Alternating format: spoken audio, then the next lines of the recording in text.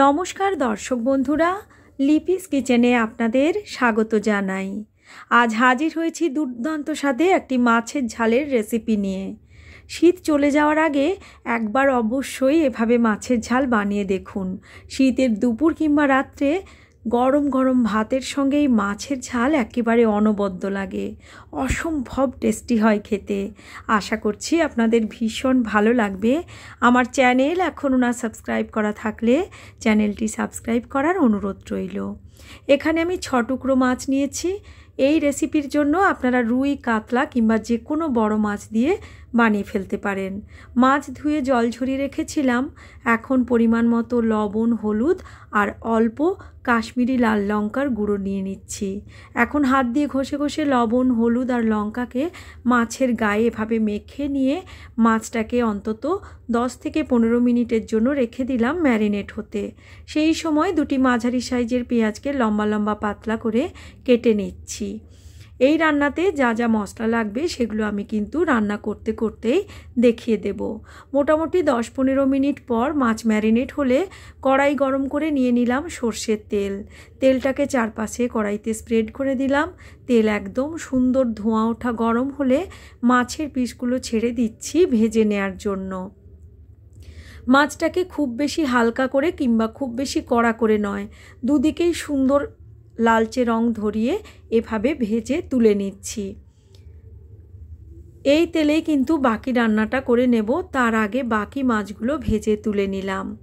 এবার এই তেলের মধ্যে দিয়ে দিচ্ছি 1/2 চামচ গোটা জিরে, আর দিচ্ছি একটি দারচিনি স্টিক আর একটি শুকনো লাল লঙ্কা।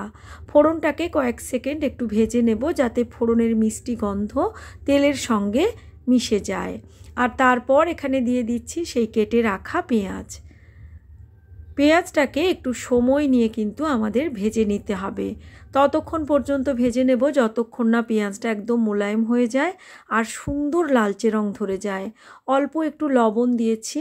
এবার পেঁয়াজটাকে একদম লো ফ্লেমে ভাজতে দিয়ে মশলা তৈরি করে নেব। তার জন্য গ্রাইন্ডিং জারে নিয়ে নিচ্ছি 1.5 ইঞ্চ পরিমাণ আদার টুকরো, 3টে ঝাল ঝাল কাঁচা লঙ্কা নিয়ে নিয়েছি, 5-6টা নিয়ে নিচ্ছি রসুনের কোয়া, আর এখানে একদম মুঠো ভর্তি করে নিয়ে নিয়েছি ডাঁটি সমেত ধনেপাতা।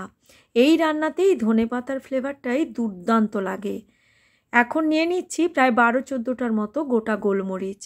শীত ছাড়া অন্য সময়ও রান্নাটা হতে পারে, তবে শীতের ধনেপাতার ফ্লেভারটাই যে আলাদা, তাই শীতের সময় রান্নাটা খুব ভালো লাগে খেতে। সমস্ত মশলাকে মসৃণ করে বেটে নিয়েছি। এদিকে দেখুন পেঁয়াজে সুন্দর লালচে রং ধরে গেছে, পেঁয়াজটা বেশ মোলায়েম হয়ে গেছে। এখন বেটে নেওয়া সমস্ত মশলা যোগ করে দিলাম। মিক্সির জার ধুয়ে অল্প পরিমাণ জলও দিয়ে দিয়েছি। এবার বেশ সময় নিয়ে মশলাটাকে আমাদের ভালো করে কষাতে হবে। মিডিয়াম ফ্লেমে মশলাকে ভালো করে কষিয়ে নিচ্ছি। আর মশলা কষাতে কষাতেই দিয়ে দিলাম 1 চামচ ধনে গুঁড়ো, 1 চামচের একটু কম জিরে গুঁড়ো আর খুব সামান্য একটু হলুদের গুঁড়ো।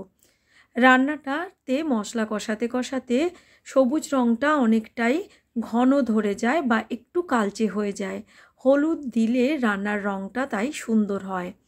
এবার এখানে মশলা কষানো হয়ে গিয়ে দেখুন তেল ছেড়ে বেরিয়ে এসেছে। এখন দিয়ে দিলাম ফ্যাটানো টক দই প্রায় 4 থেকে 5 টেবিল চামচ মতো।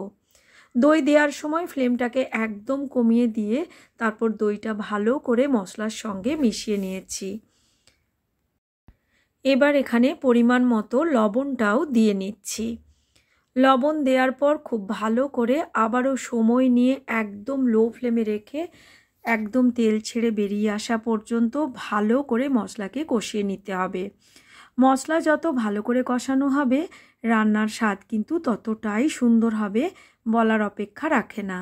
খুব ভালো করে মশলা কষানো হলে এখানে আমি গ্রেভির জন্য গরম জল যোগ করে দিয়েছি। অবশ্যই রান্নাতে কিন্তু গরম জলটাই যোগ করতে হবে। ঝোল ফুটতে শুরু করলে এখানে আমি মাছের পিসগুলো যোগ করে দিচ্ছি।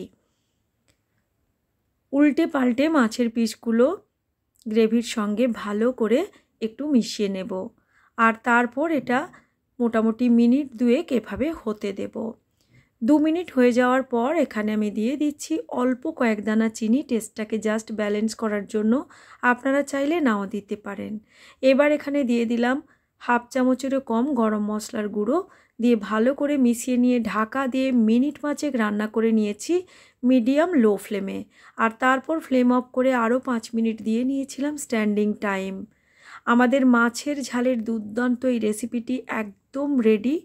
দেখুন আমি সার্ভ করে দিয়েছি, কতটা লোভনীয় দেখতে হয়েছে, খেতেও দুর্দান্ত হয়। আশা করছি আমার আজকের এই মাছের ঝালের রেসিপিটি আপনাদের ভালো লেগেছে। ভালো লাগলে লাইক, শেয়ার ও কমেন্ট করার অনুরোধ রইল। আজকের মতো এই পর্যন্তই, আবার হাজির হব নতুন কোনো রেসিপি নিয়ে। সবাই ভালো থাকবেন। Thanks for watching.